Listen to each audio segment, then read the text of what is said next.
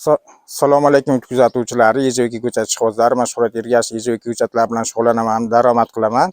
Mana Yezevga ko'chatlarimiz hosilga kirgan, pishishni boshlagan.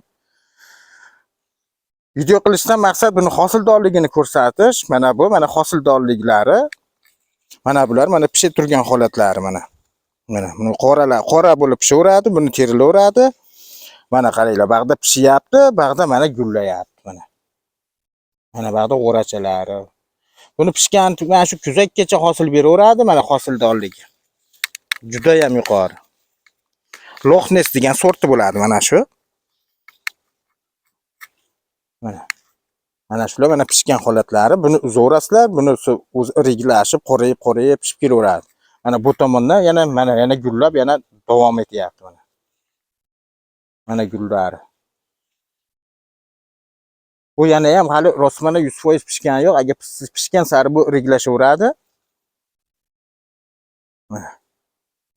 Mana bunisi pishgan, mana bunisi endi pishadi. Endi kattalashaveradi. Buni olsa pishganini olsa, bunisi iriglashaveradi. Mana shunaqa davom etib ketaveradi. Kuzgacha, noyabr oyigacha boradi.